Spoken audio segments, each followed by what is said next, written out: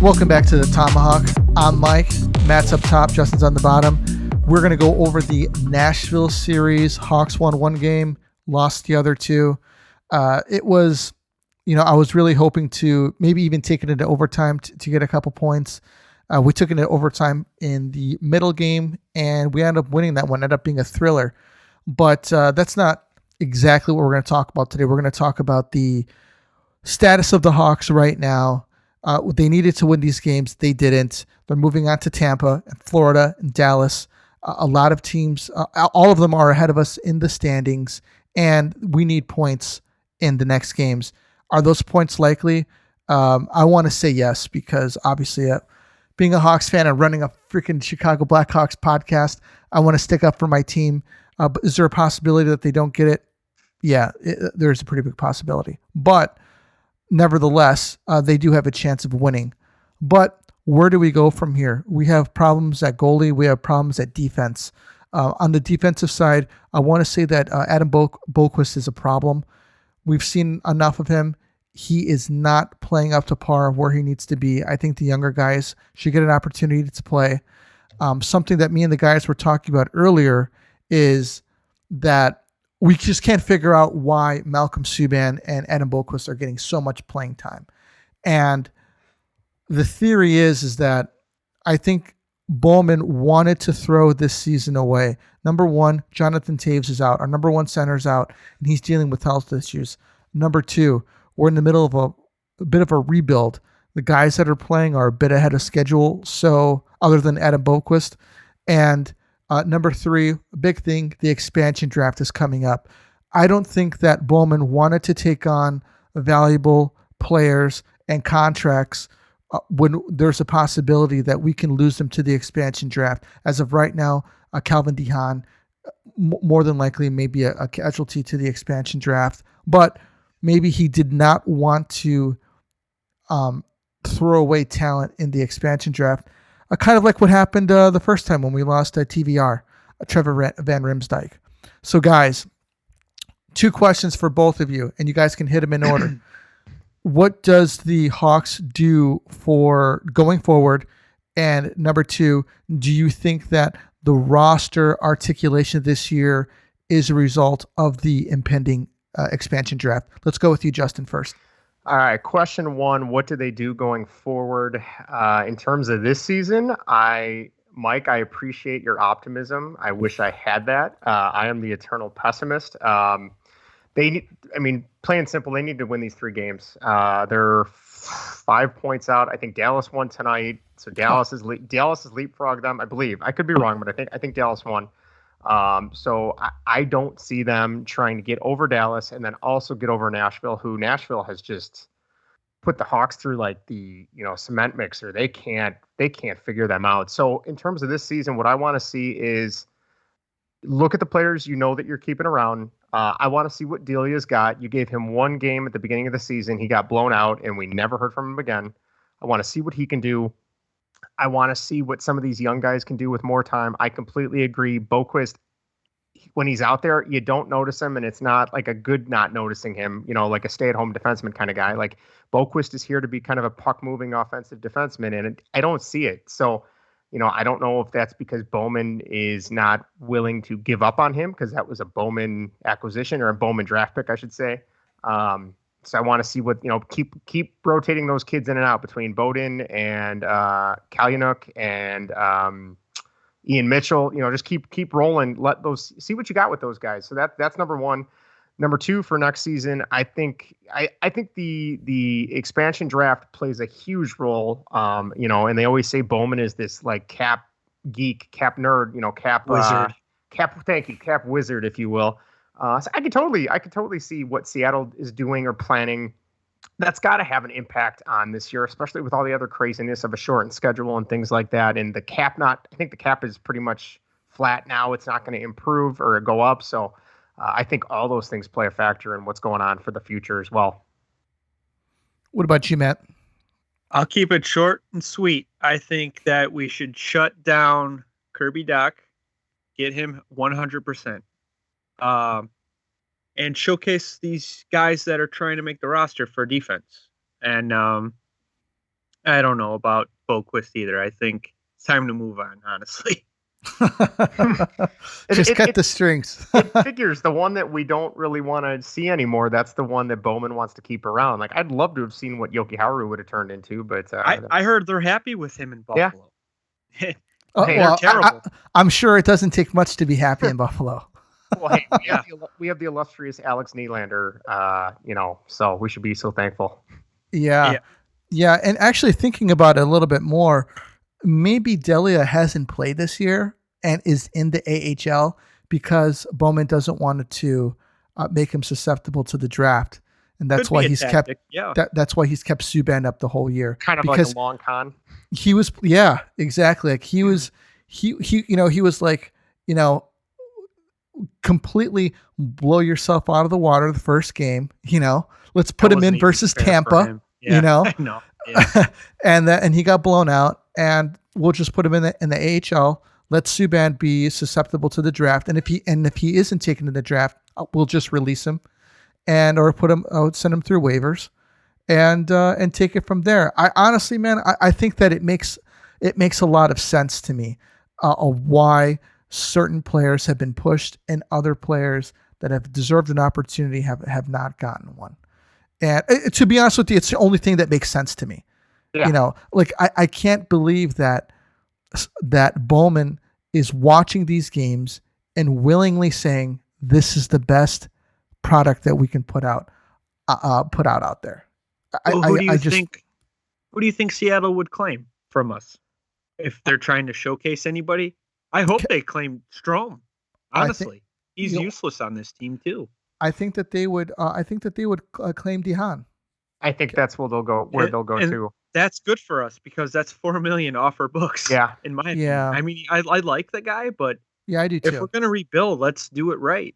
Well, I think Stillman could be a cheaper option if you're going to keep him around. I mean, if he slots into that role that DeHaan played. I mean, granted, he's not going to have as much experience, but I mean, like you just said, Matt, you're losing $4 million off the books, and you're keeping a guy that's like, he'll do the job. He's like the minor league version of DeHaan, which I mean, really, he's played better than a minor leaguer, so I'll take him, on the team for now. So honestly, man, I think that he's played better than DeHaan. Yeah. A lot of times when I see DeHaan, it just seems like he's got cinder blocks on his legs.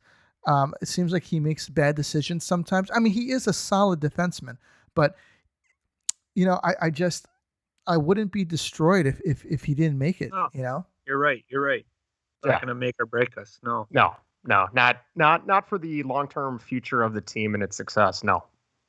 Okay. What about forwards? We have Vinny Hinostroza. I'm very fond of him on a line with Hagel. He may be left out there, man, for the draft. Yeah, that'd be a tough one to swallow. I mean, he has come in and like blown the doors off the place, right? Like, I read something yesterday. It was something about along the lines of like he's really happy to be back in Chicago, and I wouldn't say it was a dig at Florida and the organization, but it was something along the lines of like I was getting scratched. I wasn't playing a ton. Like not that they had lost interest in him, but like they just they had their team and he wasn't really going to be going forward who they were going to turn to. So I think he's really happy to get another shot with the Hawks and he's factoring in a lot of these games. So, I mean, speed and he's kind of finding some line mates he can play with, gel with. So, I mean, I would do everything you can to make sure you protect him in the expansion draft. That would be what's his contract status? Do you know? That's a good question. I don't have it up in front of me. I mean, because if he's a UFA, that could be a good thing, and they can even tell him to wait before they sign him.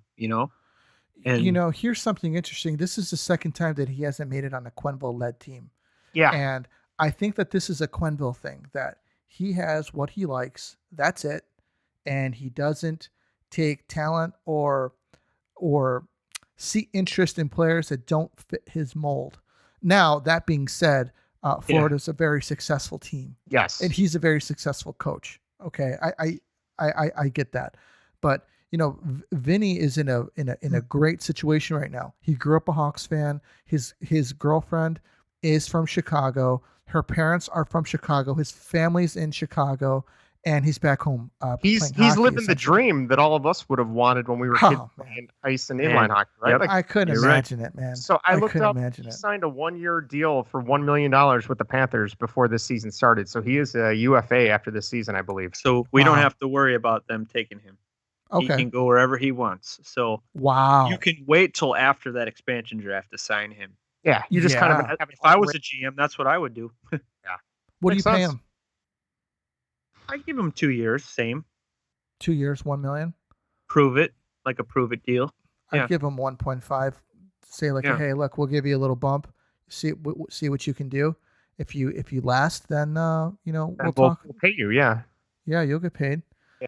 But he's getting to that age where he should be getting paid already, though. Yeah, it says he's 27. I thought he was younger. I didn't realize he was already 27 years old. No, he came up with Hartman. Him and Hartman are buddies. Yeah, Hartman signed a 3-year deal. He just signed a deal too. Yeah, and his numbers aren't that impressive. No, they're not. Average at best. He's a greedy guy, and Bill Guerin likes him, I guess. Yeah. How much did he get? I think it was a small number, but somewhere between 3 years though, and he got the term. Let's see. I want to say it was like between 2 or 3 million. 3-year, $5 million. So what's that come to? Like 1.75 million a year, pretty much. Yeah. There we go. There's a Vinny contract for you right there. 1.75. Exactly. That's not bad. And Hartman might have produced more than him too. Yeah. And Seattle takes Hagel. I mean, not Hagel. They take Strome. Sure, I'd be happy with that. Enjoy. I think that's the only weak spot. Not let's say the only, but I mean that's one of the main weak spots on the offense right now.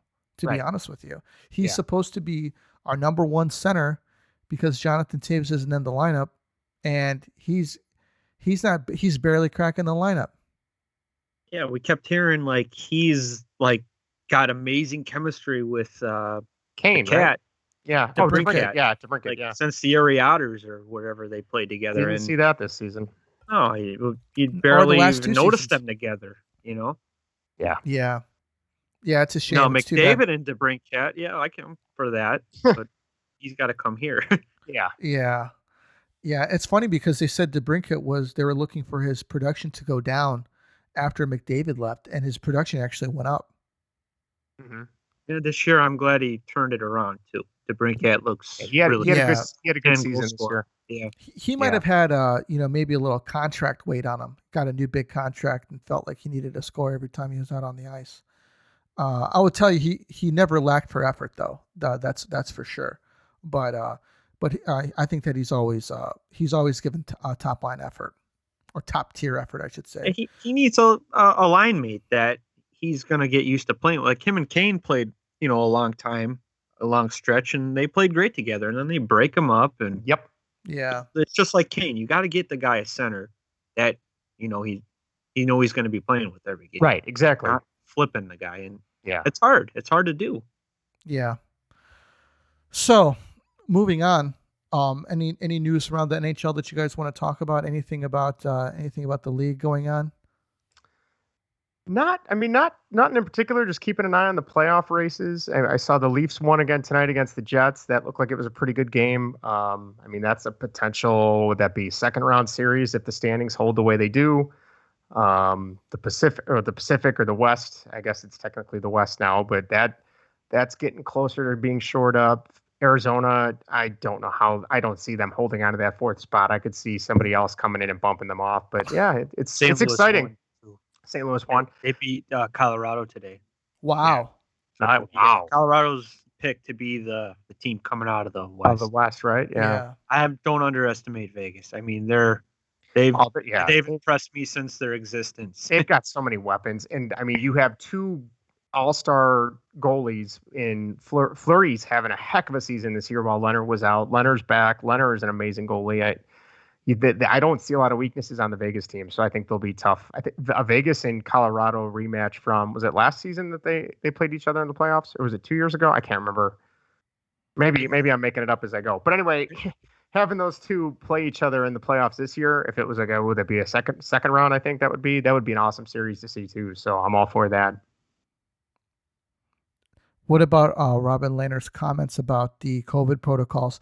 Apparently, he was in an interview and he was talking about that the league practically forced the players to, at least in Vegas, to get their vaccinations, and then with the idea saying everybody gets vaccinated, and the COVID protocols get loosened, similar to what happened in the NBA, and that hasn't happened. He's upset about it, and he's rightfully upset about it. Sure. So what is going on? Is the league telling people and players that they're going to do something and then completely negging on it and going the other direction, or what? How do you guys feel about it? I mean, Matt, I don't know how you feel, but I wouldn't trust anything that comes out of the league offices at this point. I mean, like, remember, was it 2 or 3 years ago when the CTE stuff came up and they were saying that there was no possible connection with CTE in the NHL? So I don't know. I don't trust the league, but I totally understand Leonard's point of view. Yeah, I do too. My thing is with all this stuff, I mean, you're literally sitting next to the guy on the bench. You score a goal, you're hugging a guy. I don't see why there's any reason they can't hang out in the hotel together. It makes no sense to me. 100%. It's their protocol. You got to do it. But, I mean, after a game, you're all hugging the guy after you win. Come on. I mean, everybody loosen up a little bit. I mean, Yeah, if they want to play Mario Kart in the lobby of the hotel they're staying at, let them. I mean, come on. Just don't. You probably can't go out in public. I mean, it's just going to look bad on you unless you got your mask and stuff. But it's just right now. I think we want to look good and follow the rules. Even the coaching wearing masks, that doesn't make sense to me because they won't even let you into the building if you fail a test. So right. I think they're just saying, hey, look, I got my mask on. NHL is doing their part. That's my opinion. It looks good. Yeah. I think that's garbage.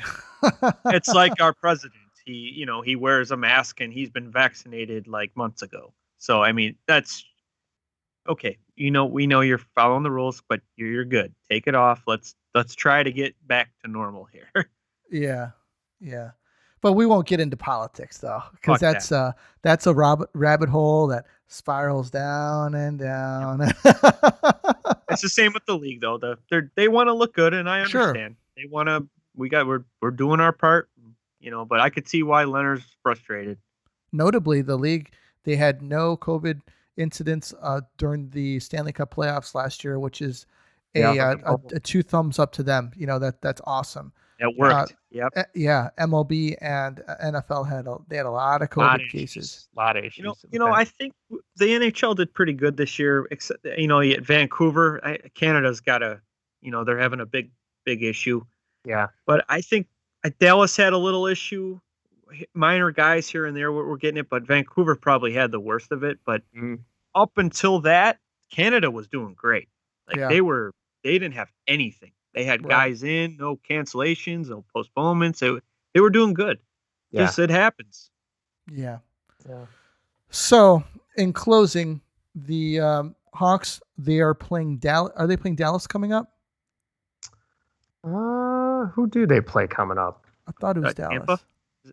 It's a tough schedule. Either way, it's tough. Is it Tampa, Florida, and Dallas?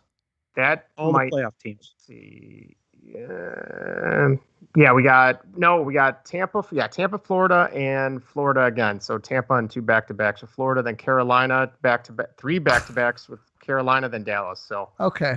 Yeah, Carolina's a scary team, man. Doesn't look good. No. You never know though. So yeah, this is when you try. This is when you try stuff though. You say, hey, Stillman, I want you on power play time, and you got Mitchell. You're gonna play some top minutes. Let's see what you got. Power plays. Yeah, Zadorov, we're gonna get you the puck. Just freaking fire it, bro. Yes, skate it like Bobby Orr. No more hitting. Fire it. So anyways, everybody, check out our audio only podcast. It's a more long form podcast than our YouTube version that we have here. We kind of just we're going to go over the main points on the YouTube, and in the audio only, it'll be more deep conversation type. Give us a like and a follow. Give us a review on iTunes. Be sure to hit the like button. It really helps out the channel. And stay tuned. We've got some really exciting stuff coming up. We're going to be little changes coming up, just trying to spice things up a little bit. But we'll keep everybody informed what's going on when it comes up. But in closing, thanks for listening. We appreciate it, and we'll see you guys on the next one. This is the TomaHawk. We're out.